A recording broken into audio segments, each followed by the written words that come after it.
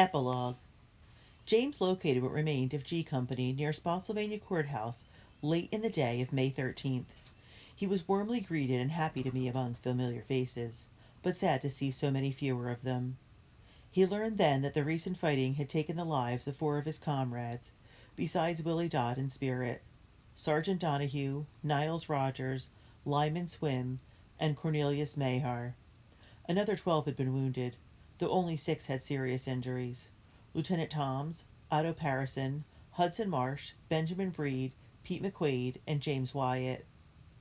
James had little time to mourn the loss of his friends. Confederate General Robert E. Lee had control of the land around Spotsylvania, and Union General Ulysses S. Grant was determined to have it at any cost. By the time James arrived, Union forces had already spent several brutal days attacking strong rebel defensive positions, but had failed to break through Lee's lines. James and G Company were in the thick of it every day until May 23rd, with James recording what happened in a brand new journal, when they were finally given 2 weeks' furlough. Free to do what he wanted, James accompanied Johnny to the Henderson farm in New York State. "We had a needed rest," James wrote, "and I was able to meet many of Johnny's friends and relatives, as well as Sarah." The young couple's meeting went extremely well for both of them, and on June 4th, James and Sarah were wed in the local Episcopal church. The celebration had barely ended when James and Johnny found themselves back in Virginia and in the middle of fighting once again.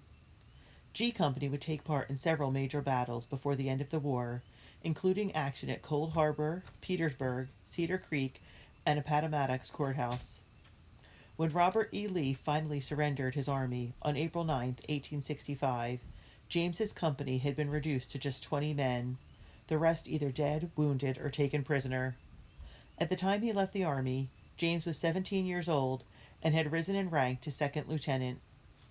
It was during these final months of fighting that a sketch artist from Frank Leslie's illustrated newspaper, Francis Shell, spotted James drawing in his journal.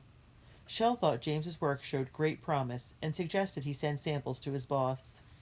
Soon James began submitting sketches of soldiers in camp, on the march, and in battle, several of which were reproduced in Leslie's.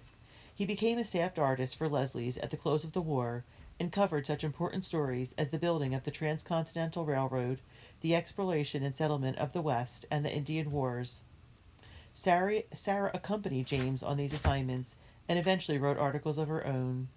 Sarah and James had one child, Kate.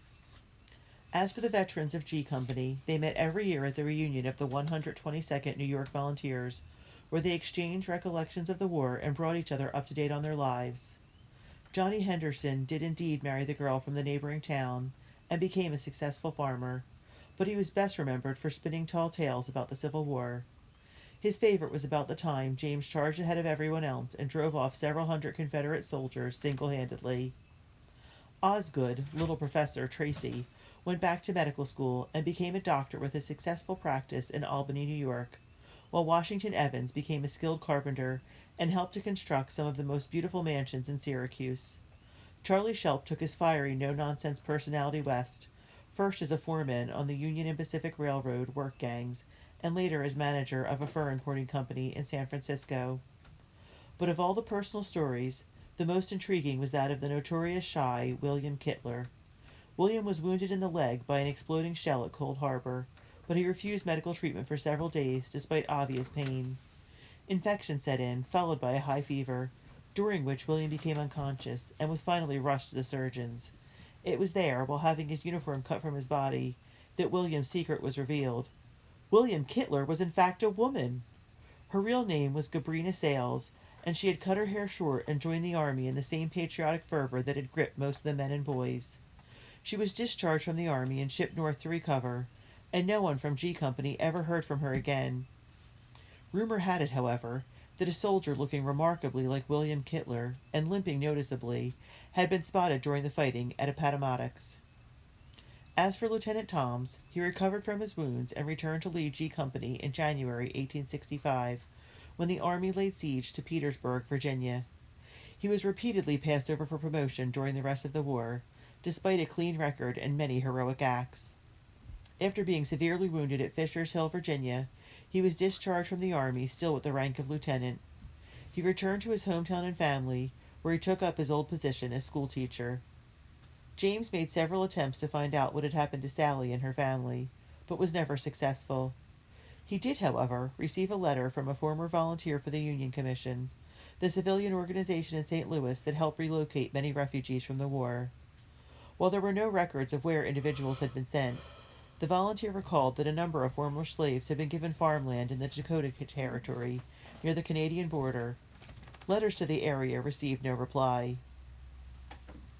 James returned to the United States briefly in 1910 to attend the 45th anniversary celebration at the end of the Civil War. Many of his comrades from G Company had passed on by then, leaving just a handful to remember the men and boys who had fought to preserve the Union. James died of a heart attack 4 years later while staying on Palawan Island in the Philippines. Sarah died 10 years after James while on assignment for National Geographic in New Zealand. Almost a year after the death of her mother, a steamer trunk was delivered to Kate Pease's home in Montana. Inside were the personal effects of her parents. At the bottom, carefully wrapped in a hotel towel, were her father's Civil War journals.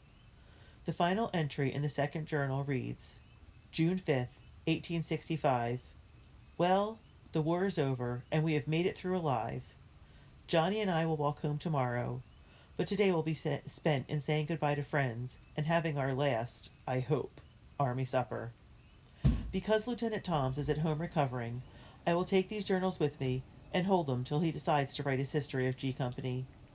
I only hope that something I say here will be of use to him, though I don't see how the words of a scared boy could interest him, or anyone else, very much. At the end of this entry, I believe I can truly say that now you have read it all. Stuck in the back of the journal was a small yellowing envelope with a tarnished silver coin inside. On the envelope was written, Luck is measured by the friends you make and the people you love. Life in America, 1863. Historical note. On April 12, 1861, Confederate cannons under the command of General Pierre G.T. Beauregard opened fire on Federal forces at Fort Sumter. With this act, the Confederate States of America, which would number 11 states from the South after the fall of Fort Sumter, declared war on its northern counterpart. The war, referred to as a revolution in the South and a rebellion in the North, would last 4 bloody years and cost the lives of an estimated 600,000 soldiers. At the heart of the Civil War was the issue of slavery, and whether each state had the right to decide for itself if slavery would be permitted within its borders. To white Southerners, slavery, and control of its 3,860,000 black slaves, was crucial both economically and culturally. They insisted that their farming economy could not survive and prosper without the cheap labor provided by slaves. Besides, they claimed, blacks were inferior and needed to be watched over and cared for by their white masters. Most northern states had already banished slavery and were pressing for its abolition in the rest of the United States and in the 2 million square miles of land west of the Mississippi. White Southerners viewed abolition as arrogant and a direct threat to their traditions and way of life. After decades of political wrangling, court cases, and compromises, the issue came to a head with the election of Abraham Lincoln as president in 1860. Lincoln had declared himself firmly opposed to slavery and its introduction in the Western territories, but he was willing to let it exist and die a natural death in the states that already sanctioned it. His position did not appease Southerners, especially since a majority of the newly elected Congress was firmly anti-slavery. It would not be long, pro-slavery advocates warned, before the new president and his Congress flexed their political muscles and placed more and more restrictions on slavery. They had to act quickly, before it was too late.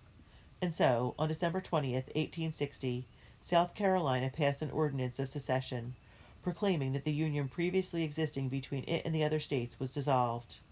Within weeks, 6 other southern states adopted their own Ordinance of Secession. This move took Lincoln and most Northerners by complete surprise. The bombardment of Fort Sumter 3.5 months later sent them into action. Lincoln put out an urgent call for 75,000 volunteers, the first of many such calls, to defend and maintain the Union. Meanwhile, a second wave of secession strengthened the Confederacy, and broadsides and newspaper ads proclaimed the need for able-bodied soldiers. Men on both sides rushed to sign up. Would-be soldiers crowded the recruitment centers in large cities or signed on with locally organized units. Emotions ran so high that enlistment quotas were surpassed everywhere. Caught up in the fervor of the movement were boys from both the North and the South. No one actually knows how many boys were able to join their side's army. Record keeping, when it existed at all, was extremely sloppy at the time, and enlistment procedures were so lax that most boys who claimed to be 18, which was the legal age of enlistment at the opening of the war, were allowed to sign up unchallenged. One study made by the U.S. War Department at the close of the 19th century estimated that of the 2,100,000 who served in the Union Army, over 800,000 were 17 years old or younger. Of the 850,000 soldiers the Confederacy sent into battle, between 20 and 30% were underage. Why these boys were so eager to join varied a great deal. Of course, many boys knew what issues were and willingly put their lives at risk for their beliefs, but a surprising number had little notion or understanding of the political and social implications of the war. They had simply been caught up in the war fever that swept the country and wanted to be part of what they thought would be a brief but glorious adventure. Others enlisted hoping army life would be an exciting alternative to the routine of endless farm chores back home. Still others signed on for no better reason than because their friends had, or because they didn't want to appear cowardly or sympathetic to the enemy. While their motives for enlisting differed, these boys did have one thing in common. They loved to write. Almost every soldier sent letters home, and a surprising number kept detailed journals of their experiences. Usually their writing styles were direct and simple, and their spelling was often highly creative. What is more, they tended to focus on the everyday events of army life, the bad coffee and lack of food, the tedious daily routine, the hours of marching, and their actions in battle. Yet it is through this intense focus on details that they were able to bring this war so fully alive for us today. After 4 years of civil war, after the loss of hundreds of thousands of lives, and a massive destruction of property, the Union was indeed restored, and the slaves were freed from their bondage. Gone, too, was the idea that any state or collection of states could decide to break free of the others, or that the federal government was subservient to the states. In its place emerged a stronger central government, one that would orchestrate the taming and settling of the vast West, become a major world power, and play a larger and larger role in the lives of its citizens. The Civil War also changed the boys who fought in it. It robbed them of their childhoods, forcing them to confront a hateful and violent adult world.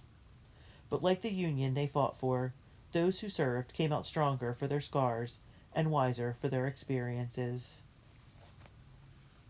The end. If you enjoyed listening to this book, please like it, share it, and subscribe to my channel so that others may enjoy this as well.